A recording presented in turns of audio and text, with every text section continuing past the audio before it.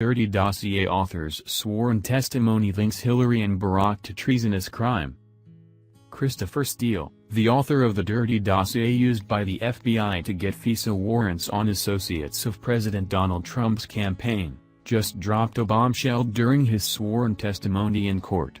In fact, Steele admits the real reason the Clinton campaign, the Democratic National Committee, and the Obama administration wanted the bogus dossier written against Trump, and it amounts to a potentially treasonous crime against the United States. You don't want to miss this. The DNC and Hillary Clinton campaign funneled cash to ex-British spy Christopher Steele to help them challenge the validity of the outcome of the 2016 election in the event Clinton lost, according to a new British court filing.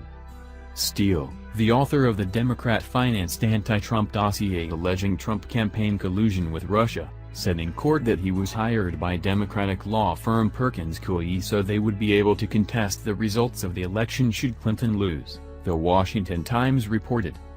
They add, Steele said, Hillary's law firm Perkins Coie wanted to be in a position to contest the results based on evidence he unearthed on the Trump campaign conspiring with Moscow on election interference. Steele's scenario is contained in the sealed August 2 declaration in a defamation lawsuit brought by 3 Russian bankers in London. The trio's American attorneys filed his answers Tuesday in a libel lawsuit in Washington against the investigative firm Fusion GPS, which handled the former British intelligence officer. So, long before the Democrats and the media caterwauled about President Trump's suggestion in October 2016 that he might not accept the results of the election if Hillary Clinton won, the Clinton campaign and Democrats were conjuring up an intelligence disinformation campaign to actually undo the results of the election if Trump won. If proven, does this not rise to the level of treason? The definition of treason is the crime of betraying one's country, especially by attempting to kill the sovereign or overthrow the government. In an answer to interrogatories, Mr. Steele wrote. Fusion's immediate client was law firm Perkins Coie. It engaged Fusion to obtain information necessary for Perkins Coie LLP to provide legal advice on the potential impact of Russian involvement on the legal validity of the outcome of the 2016 U.S. presidential election.